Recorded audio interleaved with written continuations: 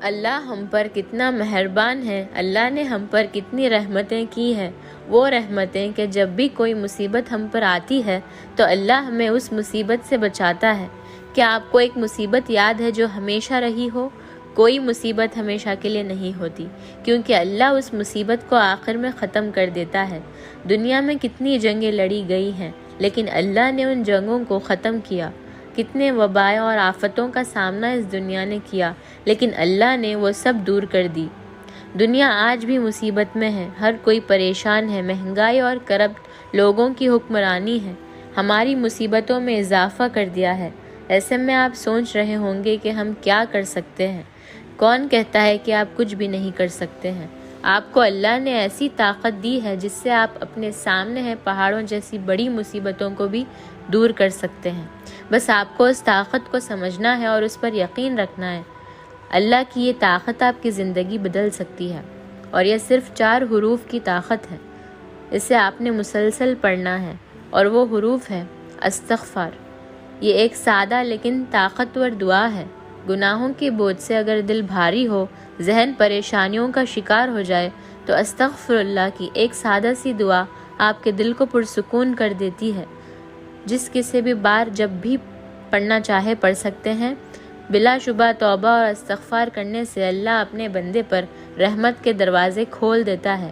اگر آپ یہ سوچ رہے ہو کہ استغفار صرف زبان سے ادا ہونے والا ایک لفظ ہے، تو آپ غلط ہیں، کیونکہ استغفار میں اللہ نے ایسے راز پوشیدہ رکھے ہیں جنہیں سمجھ کر ہی ایک انسان کے تمام دکھ درد غائب ہو جاتے ہیں۔ یہ اتنی طاقتور دعا ہے جسے دن میں کثرت سے کرنے کے اتنے فائدے ہیں کہ آپ سوچ بھی نہیں سکتے۔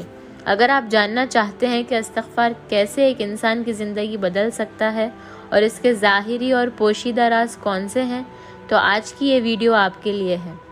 وقت تیزی سے گزرتا ہے، لیکن اگر کسی نے وقت کو نہیں سمجھا تو وہ اس طاقتور دوا کو نہیں سمجھ سکتا۔ جو دوا ہمیں مصیبتوں اور پریشانیوں سے نکالتی ہے، وہ دوا ہے استغفار کی طاقت۔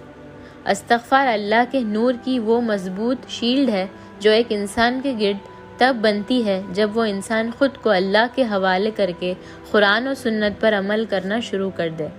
تو خود سوچیں، جو اللہ کے نور کے شیلڈ کی حفاظت میں آ جائے تو اسے کون نقصان پہنچا سکتا ہے؟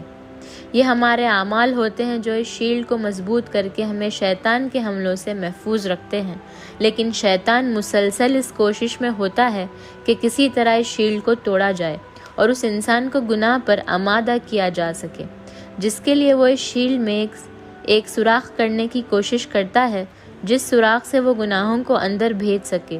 اور شیطان جن طریقوں سے ان گناہوں کو اس شیلڈ میں داخل کرتا ہے وہ آپ سوچ بھی نہیں سکتے۔ اور ایک غلام اس شیلڈ میں ایک سوراخ اور کرتا ہے جس سے وہ شیلڈ کمزور ہونے لگتی ہے، اور جب اس شیلڈ میں سوراخ بڑھ جائے تو شیطان اس شخص پر ایسے حملات آور ہوتے ہیں جیسے سائنس فکشن فلموں میں ایلین زمین پر حملہ آور ہوتے ہیں۔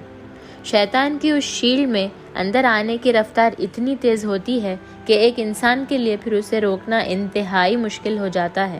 تب وہ انسان ایک کے بعد ایک گناہ کرتا جاتا ہے، اور وہ شیلڈ جو اس نے اپنے اچھے اعمال سے مضبوط بنائی ہوتی ہے وہ ریزہ ریزہ ہو کر بکھر جاتی ہے۔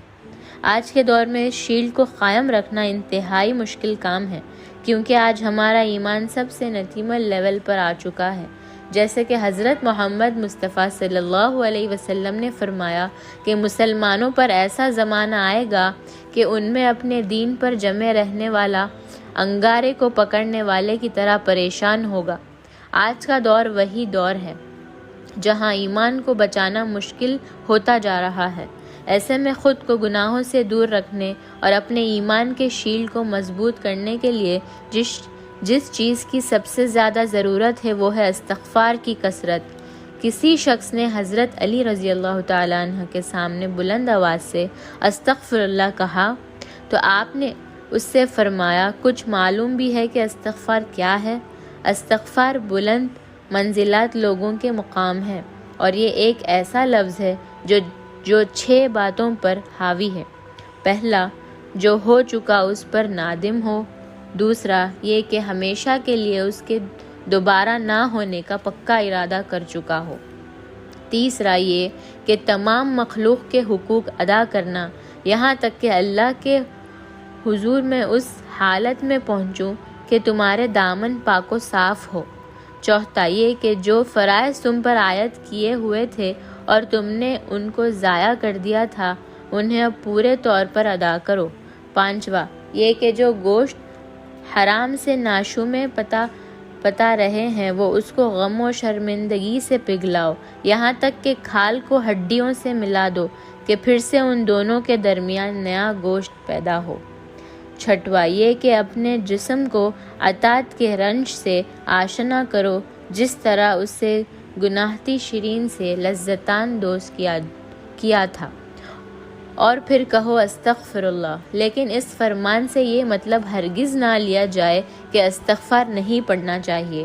یہ بلند آواز میں استغفار پڑھنے میں کوئی برائی ہے، بلکہ یہ فرمان استغفار اور استغفار پڑھنے والوں کا صحیح مقام پہچاننے کے لیے ہے۔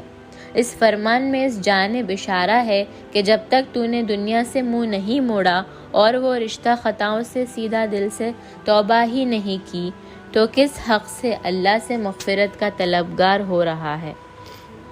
ساتھ ساتھ اس جانب بھی اشارہ ہے کہ بلند آواز میں استغفر اللہ کہنے میں نفس کی خواہش پوشیدہ ہو سکتی ہے کہ لوگ میری زبان سے استغفار سن کر مجھے پاک بان سمجھیں گے۔ اس کے ساتھ ساتھ اپنے بلند منزلات لوگوں کی نشاندہی بھی فرما دی کہ ایسے لوگ اللہ سے مغفرت طلب کرنے کے حقدار ہیں جو گناہ کی دنیا سے خود کو الگ کر چکے ہیں، ورنہ جس نے گناہ کا ارادہ ہی نہیں چھوڑا، جس نے اللہ کی جانب رخ ہی نہیں پھیرا، اس کا یہ کہنا ہی درست نہیں کہ میں اللہ سے مغفرت کا طلبگار ہوں۔ اگر کسی نے اپنا رزق بڑھانا ہے تو وہ کثرت سے استغفار کرے، کیونکہ آپ صلی اللہ علیہ وسلم سے جب صحابہ کوئی ذکر پوچھتے ہیں تو آپ صلی اللہ علیہ وسلم یا درود شریف کے بارے میں فرماتے ہیں یا پھر کثرت سے آپ استغفر اللہ ادا کرنے کی تلقین کرتے۔ ایک روایت یہ بھی ذکر ہے کہ جو شخص استغفار کو کثرت سے ادا کرنا شروع کر دے تو اللہ اس کو ہر قسم کی پریشانی اور مصیبت سے نکال دے گا۔ اس کا مطلب یہ ہے کہ استغفار صرف زبان سے ادا کرنے والا ذکر نہیں، بلکہ اس کا اصل مطلب اپنے گناہوں پر شرمندہ ہونا ہے، اور ان گناہوں کو دوبارہ نہ کرنے کا مطلب استغفار ہے۔ استغفار سے ایک انسان کے گناہ معاف ہو جاتے ہیں، اور اگر کوئی پریشان ہو تو اس کی پریشانی دور ہو جاتی ہے۔ اس کی طاقت سے اللہ اسے کسی بڑے عذاب سے محفوظ رکھتا ہے۔ اس کی کثرت سے خیر و برکت اور دلوں کا سکون حاصل ہوتا ہے، رزق بڑھتے ہیں اور مال و اولاد میں اضافہ ہوتا ہے۔ یہ مصیبت سے دوری اور جسمانی اور روحانی قوت میں اضافہ کرتا ہے۔ کثرت سے استغفار آپ کو اس مقام تک پہنچا دے گی جس کا آپ نے کبھی سوچا بھی نہیں ہوگا، اس لیے کثرت سے استغفار کریں۔